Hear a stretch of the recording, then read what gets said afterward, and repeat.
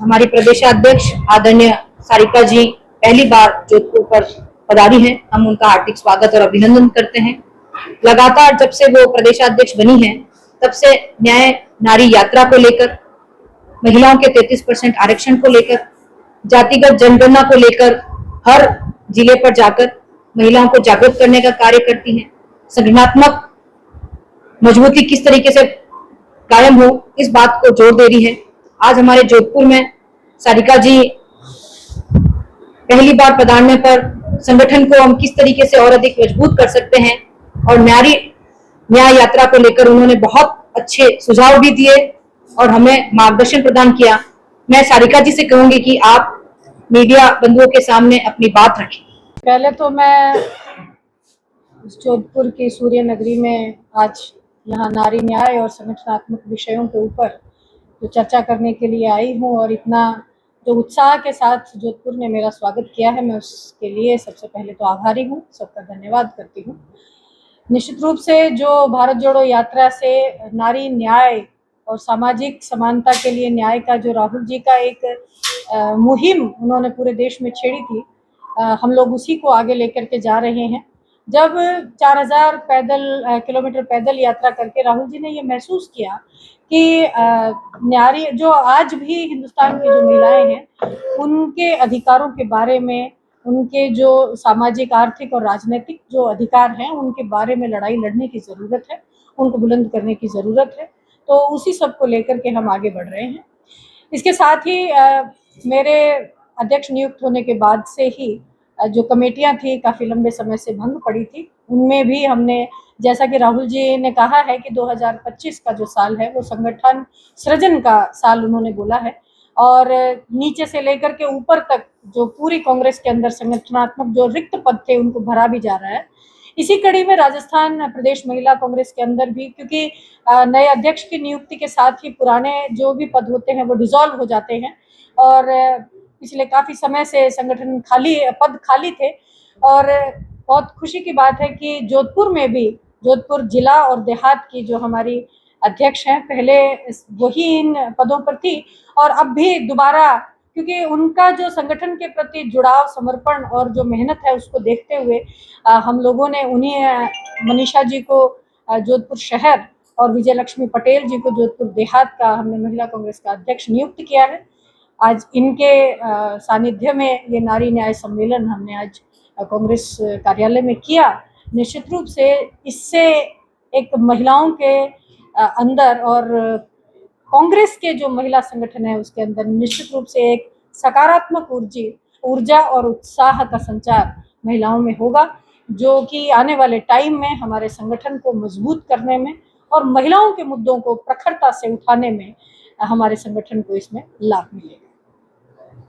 कोई भी नारी संगठन ने बड़ा प्रोटेक्ट नहीं किया, गलत नहीं किया। मुझे याद है स्मृति ईरानी ने जब 100 रुपए गैस सिलेंडर के बढ़े थे तो पूरे देश में आंदोलन हुआ था। क्या कमी आ रही है? अब वही गैस सिलेंडर 850 का है, सबकी 80 से 100 रुपए, दालें 120 से 50 रुपए हो गई है, लाइट नहीं आ रही है, पानी नहीं आ रही, सबसे ज्यादा पड़ता नहीं 15 साल महिला हो रही है, लेकिन महिला कोई भी आंदोलन नहीं है। क्या कारण है जी? कमी रही? बिल्कुल, मैं देखिए इसके बारे में ये कहना चाहूंगी कि शायद आपकी क्या मजबूरियां रहती हैं कि आप कांग्रेस संगठन और कांग्रेस संगठन के जो गतिविधियां हैं, जो एक्टिविटीज हैं, जो प्रोटेस्ट हैं, उनको इतनी मुखरता से नहीं दिखाते हैं। क्योंकि अभी 21 तारीख को ही मैं आपको ये बताना चाहूंगी कि हमारी जो ऑल इंडिया महिला कांग्रेस के अध्यक्ष अलका लांबा जी हैं, उन्होंने, और उसमें मैं भी शामिल हुई थी और हमने इतना जोरदार प्रोटेस्ट दिल्ली की सड़कों पर किया। और आपको मैं बताऊं कि हम महिलाओं के प्रोटेस्ट को दबाने के लिए भी इतनी बड़ी संख्या के अंदर पुलिस प्रशासन लगाया गया, हम लोगों को जेल में डाला गया और पूरे 7-8 घंटे के बाद हम लोगों को सूर्यास्त के बाद में बिना किसी सूचना के हमें इतनी देर थाने में रखा गया और फिर हमें छोड़ा गया।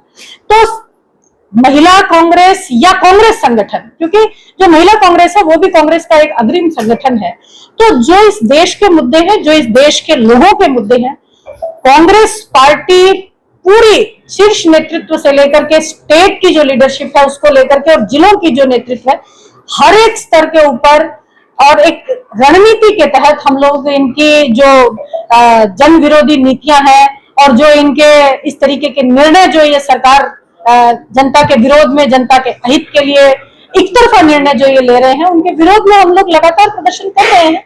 उसी का मैं उदाहरण आपको दे रही हूँ कि 21 तारीख को था, और निश्चित रूप में से हमने उसकी एक रूपरेखा भी बना रखी है कि जब राजस्थान के अंदर मैं आज आपके माध्यम से ये कहना चाहती हूँ कि असेंबली शुरू होते ही मानसून सत्र जो हमारा यहाँ पे होगा, और एक बहुत बड़ा प्रोटेस्ट हम महिला कांग्रेस की तरफ से जयपुर की सड़कों पे करेंगे। अभी जो हमारा प्रोटेस्ट का तरीका है उसमें हमने उसको लेयर वाइज कर रखा है। जैसे अभी हर जिले के ऊपर जो हमारा ये न्याय मार्च करके महिलाओं का एक महिला सुरक्षा को लेकर के विशेष तौर से और महंगाई को लेकर के ये हमने एक मुद्दा ऑल इंडिया की तरफ से उठाया हुआ है, हम उसी को आगे लेके जा रहे हैं। और जिला स्तर पर हम आगामी जो 30 जुलाई एंड तक हर जिले के ऊपर ये मार्च करेंगे, और जो कलेक्टर ऑफिस है उनके ऊपर हम लोग मेमोरेंडम उनको राष्ट्रपति के नाम से, राज्यपाल के नाम से हम लोग उनको मेमोरेंडम देंगे। तो क्योंकि हम गांधीवादी हैं, झूठ बोलना कांग्रेस पार्टी की नीति में है नहीं। आप स्मृति जी की बात करती हैं तो उनका चेहरा और चरित्र सब जनता ने देख लिया कि वो क्या प्रोटेस्ट करते थे, क्या उसके पीछे उनकी मंशाएं रहती थी, और किस तरीके से उन्होंने जब उनको सत्ता मिली तब उन्होंने जनता के कितने मुद्दे उठाए, जनता की कितनी लड़ाइयां लड़ी। आज आप देखिए एक चुनाव ही तो हारी है, क्या वो जन नेता नहीं है? क्या आज वो महिलाओं की नेता नहीं रही? आज आप देखो कि इतने पूरे देश के अंदर, और उत्तर प्रदेश जहां से वो चुनाव लड़ी है हार गई, ये तो लोकतंत्र का हिस्सा है। चुनाव जीतते हैं, हारते हैं। कांग्रेस पार्टी तो हारी ना। आप देखिए लोकसभा में भी हमें पिछले 2 सत्र से हम नहीं है, और अब राजस्थान में भी हमारी सरकार नहीं है, फिर भी हमारे सारे नेता लड़ रहे हैं, क्योंकि हम सिर्फ सत्ता पाने के लिए नहीं लड़ते हैं। कांग्रेस पार्टी जनता के मुद्दों के लिए लड़ती है, और सरकार में आने के बाद भी हम जनता के लिए काम करते हैं। स्मृति ईरानी का उद्देश्य या बीजेपी के नेताओं का उद्देश्य सिर्फ प्रोटेस्ट, एक शूडो प्रोटेस्ट दिखा करके, और उनका उद्देश्य था सरकार में आने का। वो सरकार में आई, सांसद रही, उसके दौरान उन्होंने कुछ नहीं किया, जनता ने उनको जवाब दे दिया। और अब जब वो हारी हुई है तभी भी पूरे देश के अंदर महिलाओं के ऊपर अत्याचार के, दुष्कर्म के इतनी घटनाएं हो रही हैं।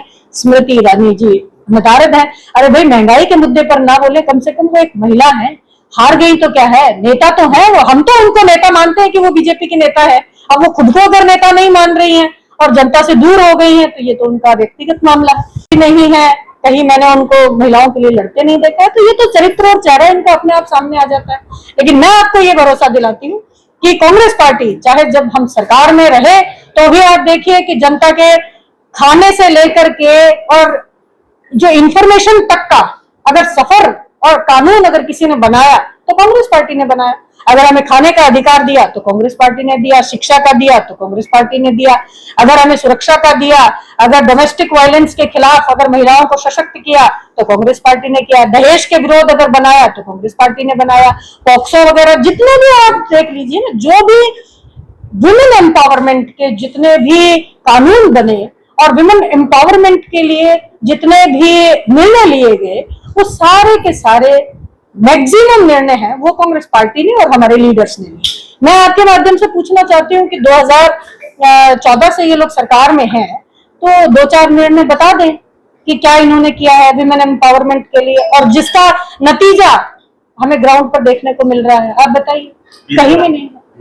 दूसरा सवाल, अपन महिलाओं की आजादी की बात करते हैं, फ्रीडम की बात करते हैं।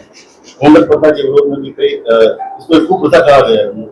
कुप्रथा को लेकर आपका क्या जी, देखिए मेरा सवाल पलट के मैं आपसे ही करती हूँ कि आप ये बताइए कि अगर हमें 33% रिजर्वेशन राजीव जी ने नहीं दिया होता पंचायतों में, तो आज जो 16 लाख जो जनप्रतिनिधि पंचायतों में महिलाएं हैं, क्या वो आपको सच्चे तौर पर आप स्वीकार करते क्या, या आपको वो देखने को मिलती क्या? नहीं, मैं आपको किया जाए जिसमें स्टेज भी महिलाओं का, वक्ता भी महिला, नेता भी महिला, कार्यकर्ता भी महिला, और इसीलिए महिला कांग्रेस का निर्माण किया गया। और निश्चित रूप से आप देखिए कि महिला कांग्रेस से आप दूर क्यों जाते हैं। मैं महिला कांग्रेस से ही, मेरे साथ में मेरी बहन बैठी है मनीषा जी, ये महिला कांग्रेस की जिला अध्यक्ष रह करके और जोधपुर यहाँ से और MLA रही हैं, और ये तो कुछ कारण ऐसे रहे कि ये पिछली बार हार गई, और निश्चित रूप से आप देखिए इनकी लीडरशिप मेरे को बताने की जरूरत ही नहीं है, तो ये महिला कांग्रेस से ही निकला हुआ प्रतिनिधित्व है। ये चीजें कांग्रेस पार्टी ने हमेशा हर तबके के लिए सोचा है, चाहे महिलाएं हो, यही चीज युवाओं की तरफ जाती है। यही चीज आप जितने भी फ्रंटल ऑर्गेनाइजेशन स्पर्धा पुरुषों के मेन कांग्रेस के अंदर पुरुषों से जो उनको झेलनी पड़ती है, कहीं ना कहीं उससे उनको बचाया जाए और उनको एक राजनीतिक प्लेटफॉर्म दिया जाए जिससे वो खुल करके अपने मंच पर, आज हम सब लोग महिलाएं वहां मंच पर थी, हमारा ही मंच था, कहीं कोई धक्का मुक्की का और का हमारा कोई वहां पे ऐसा कोई व्यवस्थाएं नहीं थी, सब लोग फ्री होकर के आजाद होकर के अपनी बात कर रही थी। अब अगर आप बात करते हैं बीजेपी की, तो निश्चित रूप से वहां तो मेरी उनके प्रति पूरी सहानुभूति है कि वहां तो इस तरीके के मंच जरूर होने चाहिए, क्योंकि आज भी आरएसएस के अंदर ये मानसिकता है कि वो महिलाओं को सशक्त नहीं मानते हैं, महिलाओं को इस योग्य नहीं मानते हैं कि वो नेतृत्व कर सकती हैं। आज उनके बहुत सारे लीडर, चाहे वो एमपी, एमएलए और मंत्री तक के जो उनके अलग अलग, आप मैं कितने सारे अगर नाम बोलूंगी, गिरिराज प्रसाद से लेकर के और ये कौन आपके विजय शाह जैसे, जिन्होंने जो हमारी फौज के अधिकारी हैं उनके ऊपर भी जातिगत टिप्पणियां करी, तो उन मानसिकता के जो संगठन है वहां पर तो निश्चित रूप से महिलाओं का अलग संगठन होना चाहिए और वो एम्पावर होना चाहिए, ताकि इस पुरुषवादी मानसिकता में उन संगठनों में महिलाओं को आगे बढ़ने का मौका मिले।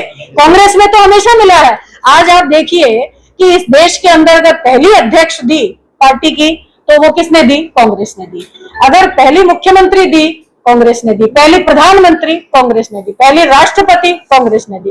पहली लोकसभा स्पीकर, कांग्रेस ने दी। तो आप किस क्षेत्र की बात करते हैं? कांग्रेस ने तो हमेशा एम्पावर किया है। एक दो उदाहरण अगर ऐसे बीजेपी के पास और आरएसएस के पास है तो जरा वो भी लाए कि आरएसएस का, आज तक मैं पूछती हूँ कि आरएसएस ने और बीजेपी ने आज तक अपने संगठन में महिला को अध्यक्ष क्यों नहीं बनाया? अगर वो बात आधी बेटी बचाओ बेटी पढ़ाओ की करते हैं तो कम से कम एक उदाहरण तो दें, एक बार अध्यक्ष तो बनाए। तो ये इनका चाल चरित्र और चेहरा है। ये सिर्फ तुष्टीकरण की नीति करते हैं। जिन पदों के ऊपर महिलाओं को निर्णय लेने की आजादी बिल्कुल नहीं है, वैसे पदों पर ये उनको रख करके सिर्फ और सिर्फ दुनिया के सामने, देश के सामने, महिलाओं के सामने एक झूठा उदाहरण पेश करने की कोशिश करते हैं। लेकिन उन पदों पर मैं आपसे पूछ रही हूँ, एक भी ऐसा पद आप बता दीजिए जिसके ऊपर इन्होंने अपने संगठनों के अंदर मजबूत पदों के ऊपर जहां निर्णय लेने की होल एंड सोल आजादी उनको। अजय आप क्या बात करें, यहाँ तो पुरुषों को ही नहीं है, बेचारे पर्ची से यहाँ मुख्यमंत्री, राजस्थान की सरकार को पर्ची से मुख्यमंत्री दे दिया, जो कोई सुनने को तैयार विचारों में उनको पता नहीं है। और आप देखो कि सीएमओ के अंदर की कैसी घटनाएं लोगों के सामने आ रही हैं। तो सरकार के ऊपर, प्रशासन के ऊपर जो विश्वास था जनता का, वो विश्वास ही हिल चुका है कि यहाँ तक धक्का मुक्की की खबरें, देखिए हमने नहीं देखा क्योंकि हमारा तो सरकार से कोई लेना देना नहीं है, वो चला रहे हैं, लेकिन आप लोगों के माध्यम से ही, सोशल मीडिया के माध्यम से ही ये खबरें भी आ रही हैं कि सीएमओ के अंदर धक्का मुक्की हो रही है। तो कौन सी किसकी बात ये कर रहे हैं? यहाँ तो पर्चियों से सरकारें बन रही है कि वो सारी परंपराएं और वो सारी प्रथाएं जो किसी महिला के मौलिक अधिकार का, जिसमें वो अपने आप को स्वतंत्रता पूर्वक समाज में आगे बढ़ाने के लिए जो प्रयास वो कर सकती है, अगर उसमें कोई भी प्रथा बाधा बनती है तो निश्चित रूप से मैं ऐसी प्रथाओं के अंदर विश्वास नहीं रखती हूँ। जहां भी कोई प्रथा हमारी उन्नति, आजादी, तरक्की के अंदर बाधा बनती है, क्योंकि हम इस देश की आधी आबादी हैं, इस देश की प्रगति में, तरक्की में, विकास में हमारा आधा योगदान तो कम से कम है। बल्कि मैं ये कहती हूँ कि असंगठित क्षेत्र के अंदर तो महिलाओं की भागीदारी ज्यादा है ना। इसलिए इस देश को आगे बढ़ाने में, इस देश को मार्च पे ले जाने में, इस देश को विश्व गुरु बनाने में हम महिलाओं की भागीदारी पुरुषों से कहीं कम नहीं है। इसलिए जो भी प्रथाएं हैं वो हमें हमारी तरक्की में, मेरी बेटियों की तरक्की में, उनके उड़ान के अंदर बाधा बनती है। मैं ऐसी किसी भी परंपरा के ऊपर अपना विश्वास नहीं रखती हूँ। वो परंपराएं चाहे किसी भी समाज, जाति, धर्म विशेष के साथ हो, उन परंपराओं से हमें, हमारे समाज को एक रास्ता देखना चाहिए, आगे बढ़ने का रास्ता निकालना चाहिए।